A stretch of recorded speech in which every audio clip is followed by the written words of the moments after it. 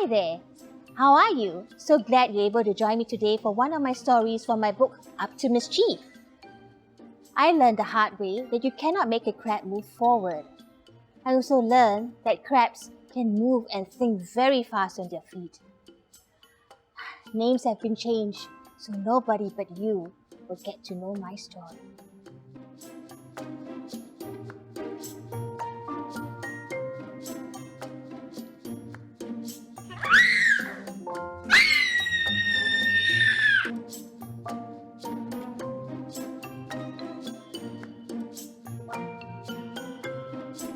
Crabby Claws. There was a very soft scratchy sound coming from the corner of the kitchen. Little Gidget, who was at the sink washing her hands, became curious. She turned off the tap so she could hear it better, but the sound had stopped. She was about to turn the tap on again, but the sound came back. "Fengjie, what's that sound? I think there's a mouse in the kitchen," says Gidget. "Mouse? Where?" Fengjie pricked her ears to listen closely. "There it is again. Do you hear it?" cried the little girl nervously. "That's not a mouse. It's the sound of your dinner tonight. Look over there in the basket." Fengjie shook her head and laughed. Gidget walked across and peeped nervously into the basket. She could see 4 pairs of eyes. "Ooh, crabs tonight. Yum, yum." Little 5-year-old Gidget was an only child. Though it could get a little lonely at times, this had not stopped her from finding her own ways to amuse herself. She had an active imagination and was most curious about the things adults did. She loved to talk to animals, and even the lizards in the house were given nicknames.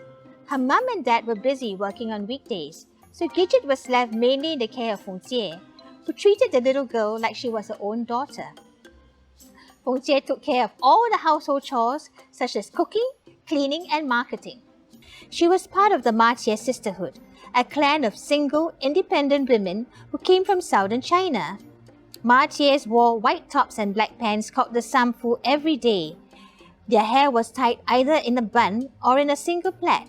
Gidget was never far from Fengjie's side unless she was playing with her neighbor's children.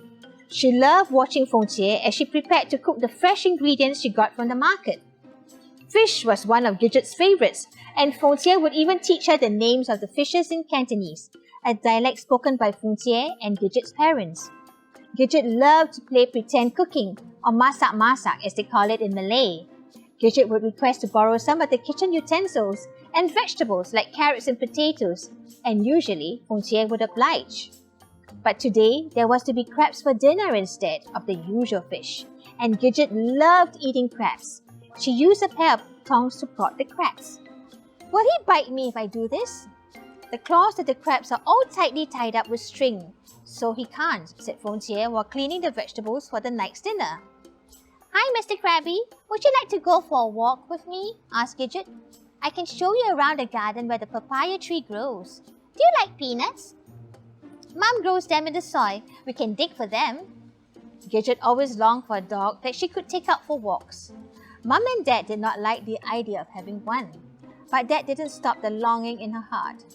The crabs looked very lively indeed, and with each crab having so many legs, one would certainly not have a problem walking to the garden with her.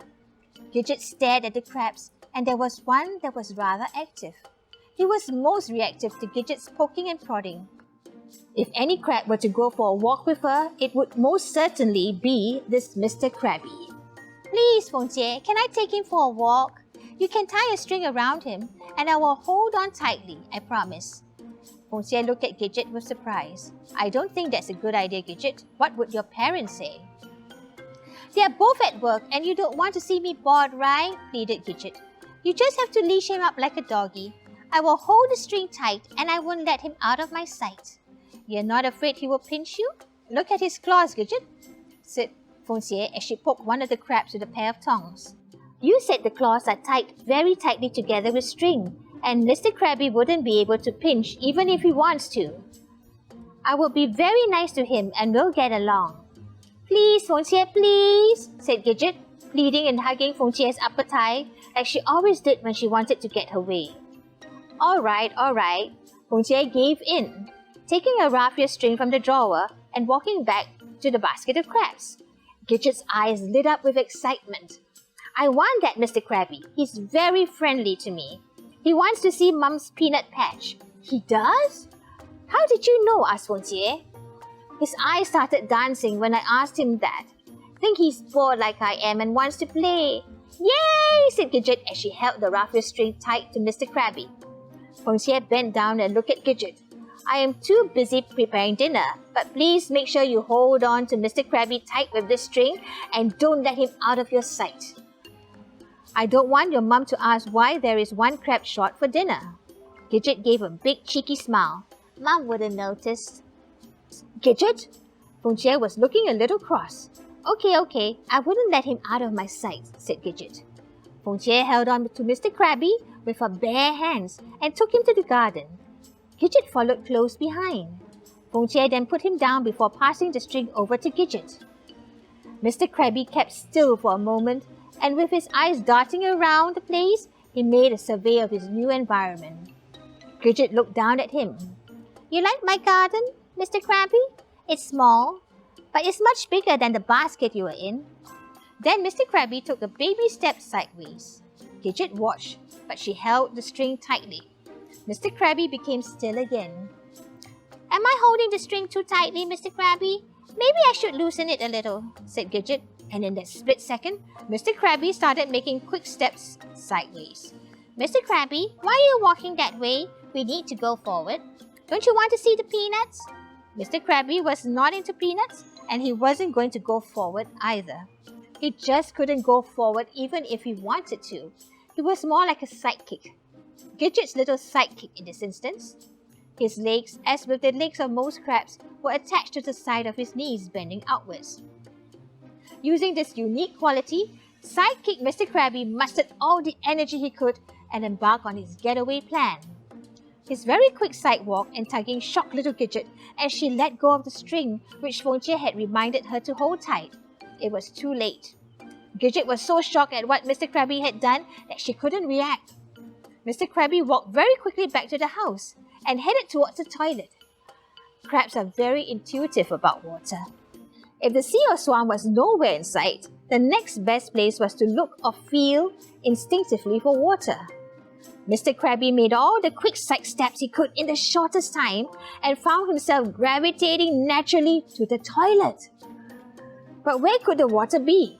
His eyes were darting all over the place as he inched closer to what appeared to be a hole in the floor. Aha! Mr. Krabby found the water. He could feel it in his shell, his claws and his legs. This was the time to make his getaway from that tiresome little girl. Mr. Krabby did a little jig to the right and to the left before scuttling away into the hole of the squatting toilet. He was going back to Mother Nature very soon. He wasn't going to be led on a leash like a dog heading towards a silly peanut patch and eventually becoming the family's dinner. Meanwhile, a shocked Gidget was temporarily rooted to the ground, but she soon recovered and went after Mr. Krabby. I mustn't lose Mr. Krabby or Fontier will scold me, was all Gidget could think about, but it was too late. The last that Gidget saw of Mr. Krabby was the sight of him going underwater in the squatting toilet. This time the shock lasted longer than the one earlier. She was so petrified she couldn't do anything but scream. Fontier heard her and dropped what she was doing. She dashed out of the kitchen and saw Gidget just standing there without the string or the crab. What happened, Gidget? Where is Mr. Krabby? Gidget pointed to the squatting toilet in shock. Fontier looked, but she couldn't see Mr. Krabby, who by this time was riding high on the tides of the sewage towards goodness knows where. Why didn't you hold the raffia string? Asked Fontier seriously. Gidget burst into tears. I did, but Mr. Krabby insisted on walking sideways. And what, Gidget? Asked Fontier. And went into the toilet hole, sobbed the little girl. Will he come back? Well, even if he did, we won't have him for dinner, that's for sure, said Fontier, who suddenly began to see the humour in the situation and laughed. Goodness knows what Mr. Krabby will be covered with, she said with a shudder. We won't tell Mum, will we, Fontier? Only if she asks, said Fontier as she comforted Gidget. Your favourite cartoon is starting soon, so run along. Gidget brightened up a little, but she couldn't stop thinking of Mr. Krabby. What if he decided to swim back as it wasn't fun in the sewage? What if he decided to come back when Gidget was squatting in the toilet? Yikes! Gidget was beginning to worry. She imagined Mr. Krabby sneaking up and pinching her. Yikes! Yikes! Yikes! That night at dinner, Fonche cooked more dishes so that no questions would be asked. And, as expected, Gidget's mum didn't ask why there were only 3 crabs when there were usually 4. Gidget's dad was no better. He just plunged straight into his food without saying a word. Gidget looked at Fonche, relieved that no questions were asked that evening at the dinner table. Before going to bed that night, Gidget insisted on using the bathroom in Mummy and Daddy's room. Mum was curious. Gidget always used the bathroom downstairs before going to bed. Why do you want to use our bathroom, Gidget? You usually use the one downstairs, Mum asked. Yours is bigger and much nicer. You have been using the other one all this while. Tell me the truth, Gidget. Gidget turned red in the face and then blurted out the truth in all its gory, bloody detail. If I use the toilet, Mr. Krabby will come up suddenly and bite my backside, and there will be blood all over, and I have to be bandaged and taken to the hospital, and if I lose too much blood, I will die! No one is going to die. Slow down, Gidget. I don't understand what you are saying. Yes, I will. Mr. Krabby will bite me, insisted Gidget. Who is Mr. Krabby? Mum asked. He was the dinner that was missing on the plate, Mummy, said Gidget. You mean the crab dinner we had tonight? Gidget nodded and then told the story of how she took Mr. Krabby out for a walk to see the peanuts, but how he had other plans. Gidget was then allowed to use her mother's bathroom. Her mother hoped that the drama she experienced earlier in the day would soon subside and things would be back to normal. Mr. Krabby did come back. He explored the depths of the sewage and didn't quite like the filth. In all the excitement, the strings on his claws eventually came undone, and a crab with claws free meant he had the freedom to grab anything. But all Mr. Krabby wanted was to grab revenge. He didn't like the way Gidget had put him in the situation and decided to hang around the hole of the squatting toilet and appear when the time was right. Gidget had a stomachache later that evening and ran to the toilet, forgetting the drama that happened earlier in the day. Just as she positioned herself right above the hole, Mr. Krabby went for the big pinch. He came from below, right out to the open, and with all the strength in his claws gave Gidget the biggest pinch on the butt. Ouch! Gidget gave the biggest scream ever. It was so loud that even the neighbors could hear it. Mum and Fonche came running and were hovering just above her while she was still in bed. Did you just have a nightmare? Asked Mum. Mr. Krabby came back. He wasn't happy and pinched my butt. Fonche, he's still there. He has come back. Mr. Krabby has gone for good and he won't be coming back. I made sure by flushing the toilet a couple of times. You just had a bad nightmare about him. Go back to sleep. Mum and Fonche comforted Gidget, tucked her in again, and switched off the lights as they left the room. Gidget was still tossing and turning in her bed. Maybe Mr. Krabby had been truly flushed away. Still, it took her a while to fall asleep. Meanwhile, down at the squatting toilet, a shadow appeared, looking like a spider with 8 little legs. But wait, there's something more. A pair of powerful claws.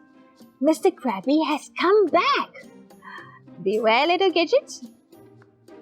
Little Gidget just had to fidget. Something is coming up and is oh so wicked.